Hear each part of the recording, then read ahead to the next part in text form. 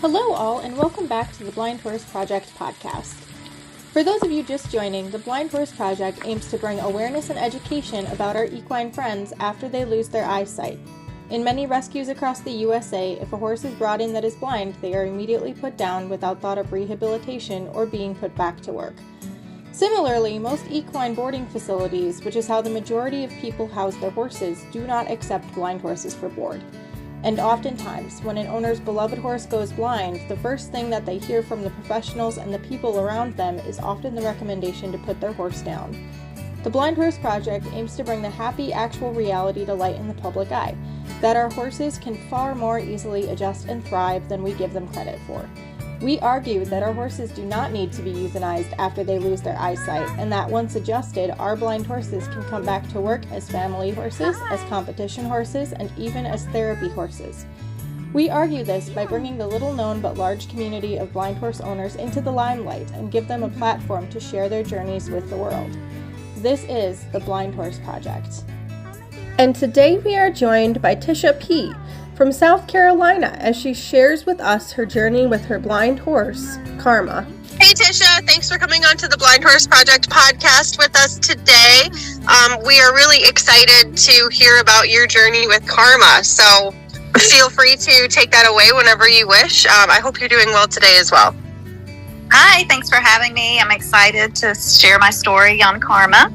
I got Kharma in May of 2012, so coming up on the 4th is going to be our 12 years that we've been together. I came across Kharma through some friends. My previous horse was a mare, and she had some issues, bucked me off. I sent her to training, and we just didn't connect. She was too much horse for me. So my goal was to find a dead broke paint gelding was what I had on my radar. And I looked and looked and looked, and then my friend came across Kharma and told me to have an open mind just because she was a mare. And I went and saw her twice. She was actually used for lessons, and she did Western dressage. The girl showed her and was just needing a higher level horse, and so she had offered her up for sale. So I went and saw Kharma twice and fell in love with her and got her and brought her to the farm where I was at, and was actually nervous for a while to ride her because of my previous experience with my other horse. So I actually had other people riding her for me to make sure she was good, and she was amazing. So we were at that farm for like 6 months, and we actually moved out to Middleton Equestrian Center in Charleston, and we were there for 2.5 years and had amazing trail rides out there with the alligators and the rice fields. And I rode her probably 3 times a week, and everything was fabulous. She was a perfect little horse for me. She's a little thing. She's only 14 3 hands, but she has always taken care of me.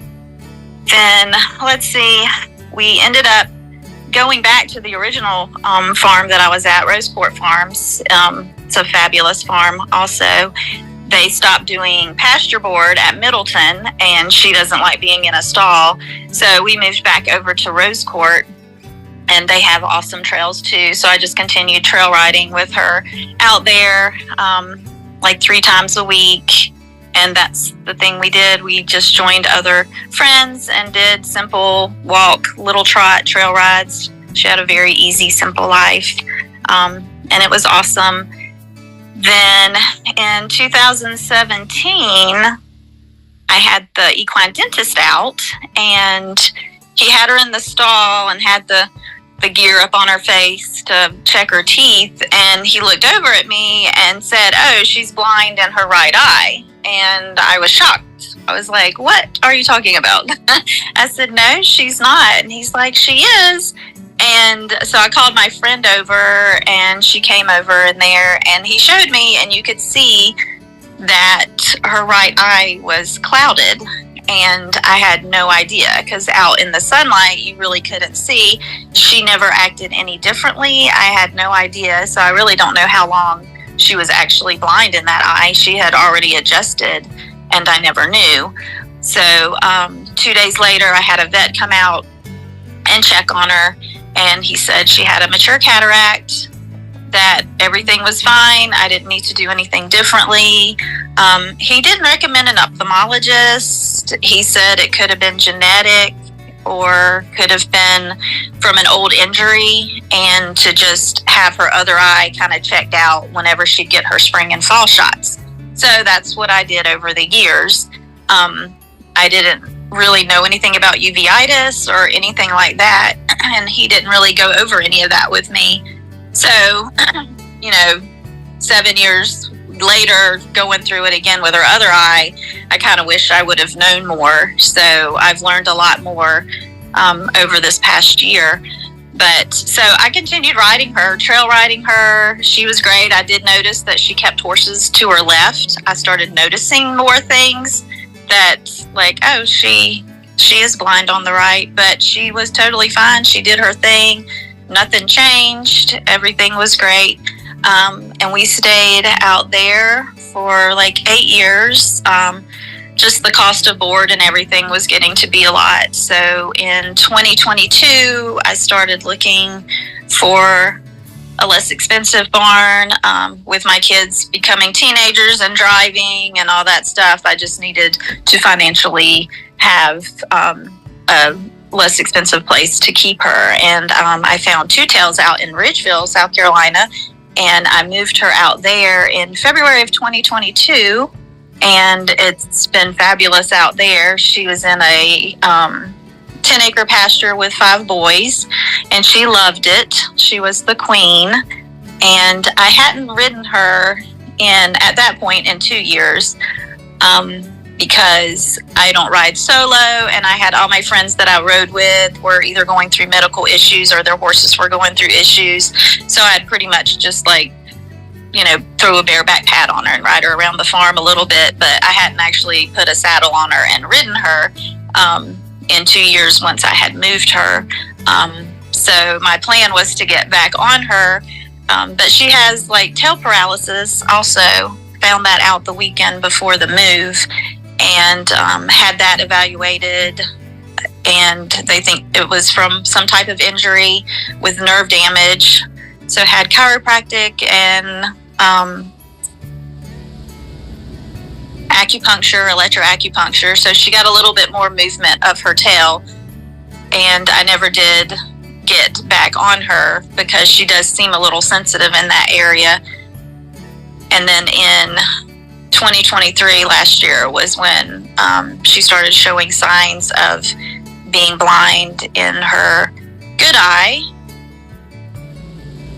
One day in May, she went through the fence, which was odd, and she had a fly mask on at that time, and we thought that it had shifted and covered her good eye, and that's why she reacted that way.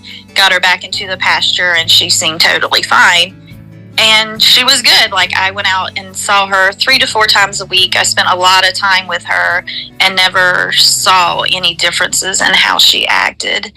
And then in June of last year, Father's Day, coming back from Columbia, we stopped in there, and she was acting really strange, and she wasn't going into her feeding stall. They have little feeding stalls that they step into, eat, and back out of. And she's always done it, and she just wasn't wanting to go in there. I had to actually halter her and take her in there. And then I started asking the feeders about how she was acting, and they said that she was acting more cautious going in there, and one said they thought she was having trouble seeing. So I looked over into that eye, shaded it over, and I could see the cloud, and I started crying, and I was like, oh no, not again. So 2 days later, I had the vet out, and she said, yeah, she's got another cataract, and she suggested having an ophthalmologist come out to evaluate both eyes and just get a clear picture of everything that was going on. So I had an ophthalmologist come out, and he evaluated both eyes. Said the right eye was completely blind, but the pressures were all good. Everything was good. Her lens had subluxed back to the back of the eye, that she shouldn't have any issues with that eye. And the right eye, he said there was like a 95% cataract, that she could possibly see big shadows, but that was probably the extent of it, that she had a little bit of light still going into the pupil.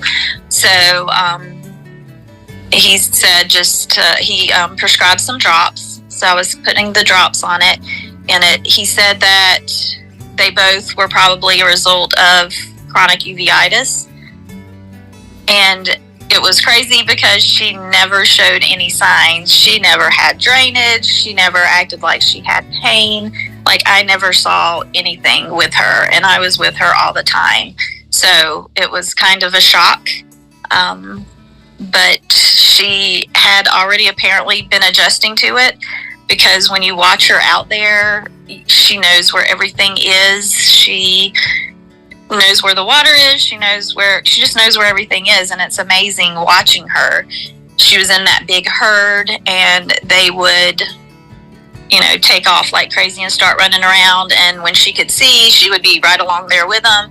But it was almost like she stepped into a self-preservation mode, and she would just stand there and she would wait for them to settle down, and then she would go find them. She never overreacted with them, and that really surprised me, how well she adjusted. She did keep her distance. She didn't stay close to the herd like she used to, and that made me sad. And the ones that she was closest to, they started bullying her, and it was such a big pasture, a 10-acre pasture. She would call out for them, and they would never answer her, and that made me crazy. And she has a very high squealed, crazy call out when she screams out to try to find someone, and they would just be grazing. So she would do circles around the pasture until she found them, and then she'd start grazing, and she would be fine. So we decided to try to move her to this other pasture right across the dirt driveway. There was an older gelding over there, and he had lost his pasture mate, and he is calm and cool and doesn't overreact, and is just such an amazing boy. And I tried getting her over there, but I have high anxiety when I think about her, and then she gets anxious, and then we're both a hot mess. And so I actually had to have a friend work on her to get her over there, because she was so attached to her herd that she didn't understand where she was being taken. She didn't know who this other horse was. And so this friend of mine has a little farm of her own and is amazing with horses. So she took Kharma over there 3 days in a row. She took her over there, took her halter off, fed them together, and left her over there for a bit, and then would take her back to her other pasture. Next day, did the same thing. Kharma's a weaver. When she gets nervous, she weaves her little head back and forth, and so she had a lot of weaving going on. By the third day, my friend said that she was actually coming up towards the gate like she was ready to go, and so she took her over there, and she was a lot more calm. I had stayed away because I didn't want her to feel my anxiety. So I stayed away from her all those days so she could get adjusted. And I remember being up there on October 5th of last year, and you could see that she was, I'm going to start crying suddenly. Sorry. It's okay. Going through this is not something that is easy at all. And while there is a light at the end of the tunnel, it's okay to be emotional through it. I know that when I'm going to cry right alongside you here. When I learned that my second horse, Blink, was almost completely blind and everybody was telling me to put him down, I definitely cried a lot too. I decided not to do that, but boy, did I cry, because I thought it would be the end for him. Yeah, I ugly cried. Because I was afraid that, no one ever said anything about putting her down, but in my head I kept thinking, how is she going to handle this? Because honestly, she's an amazing horse. She's always taking care of me, but she's kind of on the reactive side when other horses react. She's right around right there with them, like, oh my God, what's going to happen? But it was almost like a switch went off in her whenever this happened. She became actually calmer and like to take care of herself. So watching her has made me actually feel better because I'm the one that's taking it harder than she has. And so I remember watching her, and Abe came out and they sniffed noses, and she squealed her little mare squeal, and they started grazing. And then that was it. They have been inseparable ever since, and it's been amazing. And okay, I'll come down here in a second. No, it's okay. It's okay. It's all right. Don't be ashamed. Now it's happy tears. Yeah. And so she knows her herd is over there. Like, she hears them. She knows they're over there, but I think she feels so much safer now. Like, she knows she doesn't have to worry about which, like, because there were 5 boys. It was like 2 of them were super good with her, and she always stuck with them. But her favorite guy, that before she lost sight, he was a little meaner to her. So she, stuck with the 2 most of the time. And I know she missed him, but then I think once she realized that Abe was such a good guy, she depends on him. He watches over her so well, and then she kind of sees how he's going to react if she hears something, and she'll just wait and see, and he's fine, so she's fine, and she'll just graze. And she's in a smaller pasture, so it's easier to keep up with him. Sometimes she'll start grazing and he'll wander off. The other boys in the other pasture did that all the time. She'd be grazing and not realize that they left, and then be like, oh my gosh, where did my guys go, and start screaming, and they would never answer. Abe will answer her. And so, and he'll see her, she'll watch her, and she'll be going off in the wrong way, and he'll kind of walk towards where she is, and then she'll find him, and then she'll graze.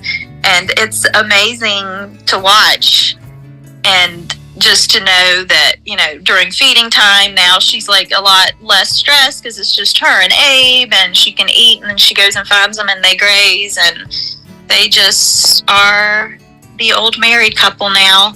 And I had my husband even build a run-in out there because she stopped. She does not like getting wet. She does not like getting rained on. Every time it rained, her behind would be under the run-in. But after she lost full sight, she was still using the run-in with one eye. But after she lost full sight, I don't know. I thought it was over in the other pasture because it was so many horses that it was uncomfortable trying to go under there. And the metal roof, but she wouldn't even step under there with me. I could halter her, and she refused to go under with me. So I remember last year during one of the tropical storms, I stood out there with her for 2 hours in the rain with her because I felt so bad that she wouldn't go under the cover. And she was fine. She was good. It was more me being upset about everything.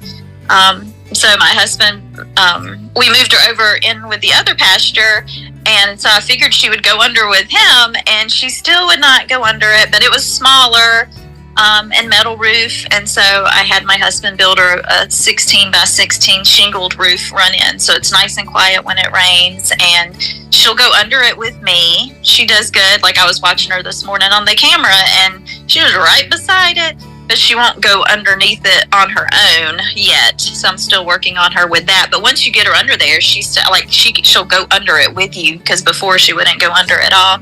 So I think it's quieter and bigger, so she feels like she has more space, but she still hasn't gotten to the point of staying or going under on her own. But if I put her under there, she'll stay under there for a while.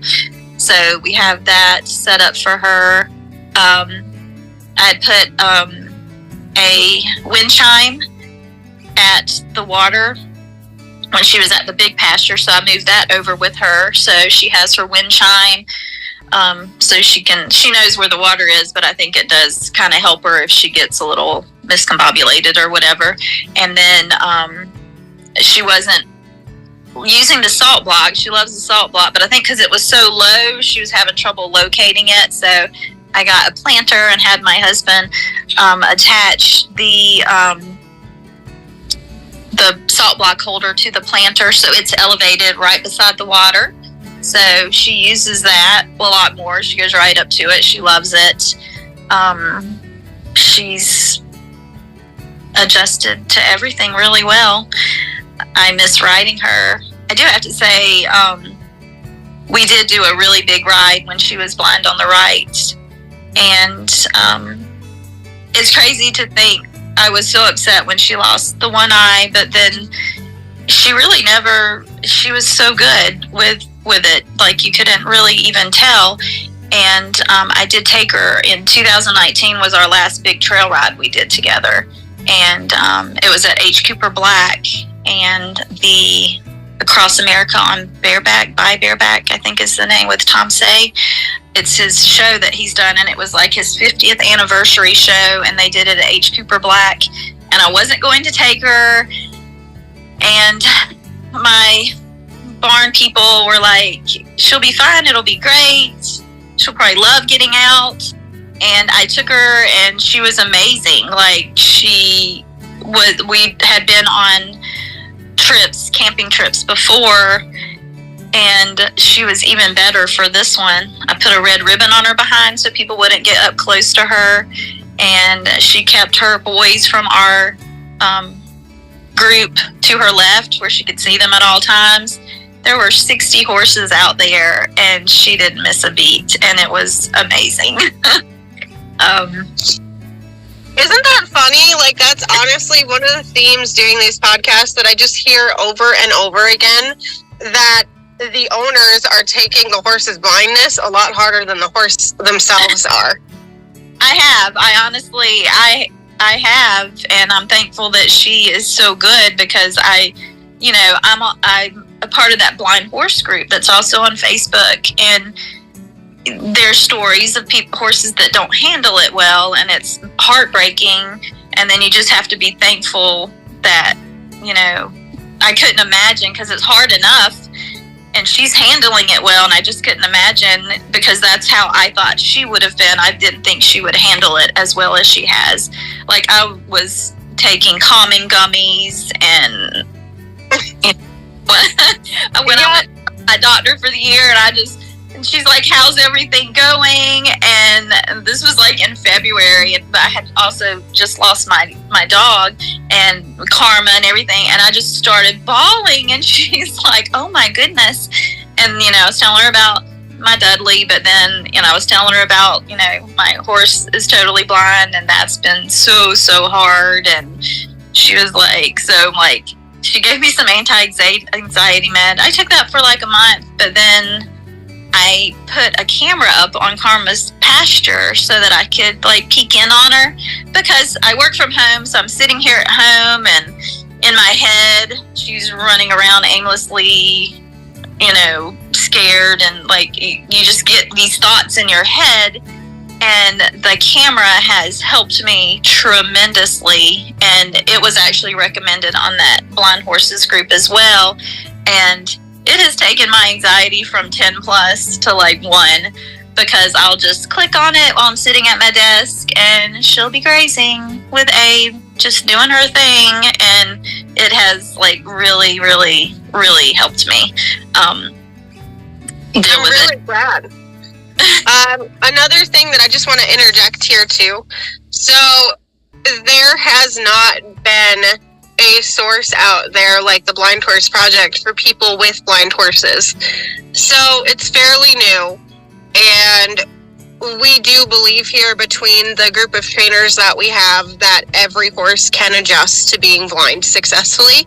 They just have to go through a rehabilitation process.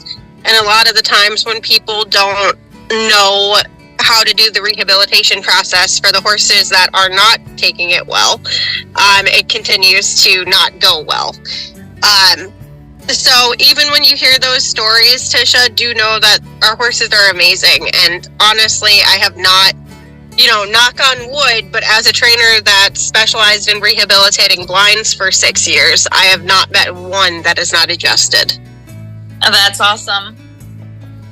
With Kharma, it was all new to me. I honestly didn't know of any blind horses. And when she lost her sight in the first eye, because I've been back into horses for 15 years, and I've only come across one horse that was at one of the places I boarded, and it had an eye injury, and it had the enucleation. So, and it always amazed me. I'm like, oh, it's missing its eye. That's the only horse that I ever knew of that just had one eye.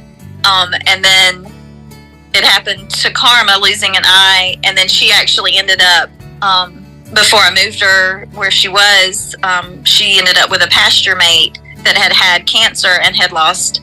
Kharma was blind in the right eye, and that horse had lost its left eye. And so they were in a pasture together, and that horse was amazing. She was still riding that horse and everything. And so I started following Indo the blind. So a friend was like, she's fine, she'll do great. And so I started following Indo the blind. And then it was like the last several years that I started following the blind horses group, and, got the ideas about the wind chime at the border and all that kind of stuff. But it is scary, because when you think about it, it's like, how can a horse, a prey animal, be okay with being blind? But honestly, it's amazing. Like, they're amazing how they adjust. And I think people just, you just have to give them time, and give them time to adjust and show them that it's okay. And I think having the confidence, that was what I lacked, because I just didn't have the confidence, and I had so much anxiety, and Kharma really reads that off of me. And so once I started settling down, she was able to settle down more. So it takes time to work through it, and it's hard, but it ends up being amazing. And they're amazing creatures. They're so smart, and it takes time. It's hard. Yeah, absolutely. Absolutely. And we're here for you, and absolutely any other blind horse owners that reach out to us as well. So I know that you mentioned you hadn't ridden her. Is that because of the tail thing? Or is it because you need support for training? Because we have support at the ready for you, Tisha. Yeah, I have amazing people at the barn that would, because the girl I was going to have work with her, she would do it now with her being blind, but she seems very tender in her back, and with her tail paralysis and stuff, I think I'm just going to leave her retired. And that's good. Sometimes you got to make that decision for the best of the horse. But I just wanted to clarify that for our listeners as well. Yes, no, definitely. If she hadn't had the tail paralysis, I would have had my friend help me work with her. I would have gotten back on her, and I probably would have realized a lot sooner that she was losing her eyesight in the other eye. And I would still be riding her, because, I know people do it all the time, and, we have that bond. But with her tail paralysis and stuff, and that, I'm just gonna let her just live her little happily married couple life with Abe. And I go out there all the time and hang out with her, and I can pull her out and graze her and stuff like that. That in and of itself is so worth it. It's so therapeutic to have horses just to hang out with. Yes, that's my happy place. I could just go out there and just be out there for hours and hours and hours, and you can see that she feels comfort in having me there too. And so yeah, but the blindness isn't the biggest thing for me not getting back on her back, because I rode her for years with one eye, and just seeing how she's adjusted so well to the second eye, I think she would be fine. Even my friends out at the barn were like, she's so good, she's such a great horse. But I think I'm just gonna let her do her thing out in the pasture with Abe, and just continue to go out and hang out with her and support her and keep her happy. And it's amazing watching her and just hearing the other stories of blind horses. And it's great having support groups like you guys come along and it's crazy learning so much in the past year, and just how much more educated I am on it, having that ophthalmologist come out, and he was so awesome with explaining everything to me and reassuring me, and so that was really helpful. I wish I had an ophthalmologist see her with her first eye, but it was all new to me. I didn't even know that there was more in-depth reasons as to why it probably happened, things to keep an eye out for, and things like that, because I don't know, I guess it would have still ended the same, but it was very educational to have him explain everything to me, and just to understand it all a little bit better. And Absolutely. it easier too, because the vet and the ophthalmologist were like, probably just leave her where she is because she knows where everything is, and but then it was just too much. It was just she ran into something once and had her eye was all swollen and her face was cut, but other than that, she did really well over there. But it just got to the point where she was being bullied and not being able to hang out with the herd. She was like, I would come up in the evening and they would be around the hay rack and she would be standing like 10 feet away, just standing there. And I would pull hay off for her and stuff. And I don't know, it just made me sad that she didn't have a connection with someone, because she likes to be connected.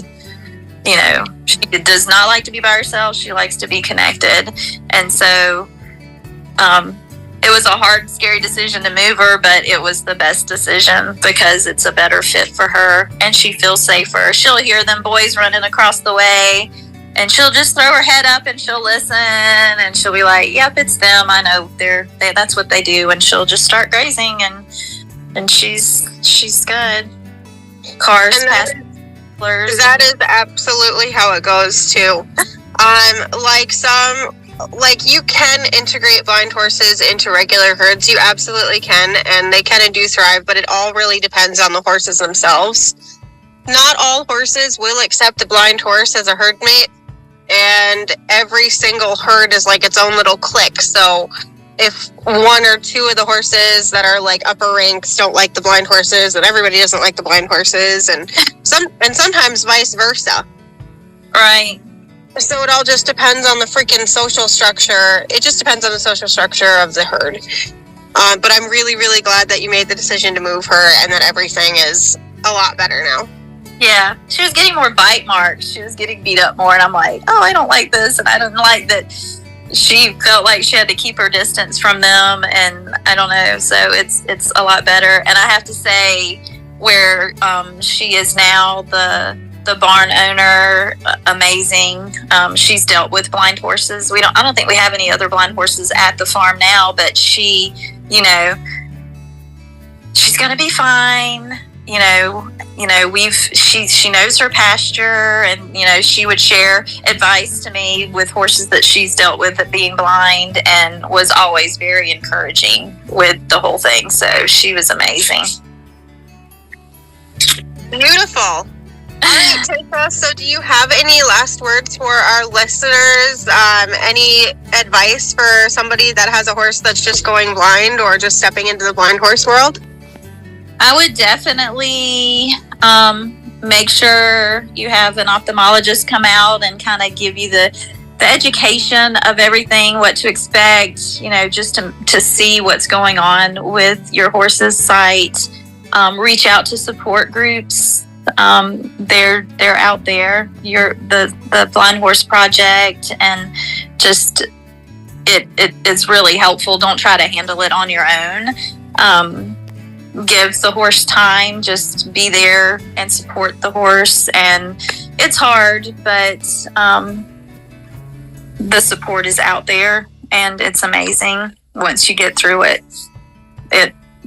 It's fulfilling once you figure it out, but it takes a little bit to figure it out. Absolutely. Well, thank you so much, Tisha, for coming on to the podcast with us today. It's been amazing listening to yours and Kharma's story. Thank you for having me. Thank you for all that you guys do and bringing the awareness. Absolutely. And we're going to keep on keeping on trucking with that. We truly believe that each and every horse that goes blind can be rehabilitated. Yes, that's awesome. Thank you. Absolutely. You have a wonderful day, Tisha, and thank you again. You too. Thank you. And thanks to our listeners for tuning in. For more information on the Blind Horse Project, feel free to take a look at our other socials, including TikTok, Instagram, Facebook, and YouTube. And if you would like to submit a journey for the podcast or a video highlight, or if you are interested in joining the Ambassador Program, email us at theblindhorseproject@aol.com. Thanks, everyone.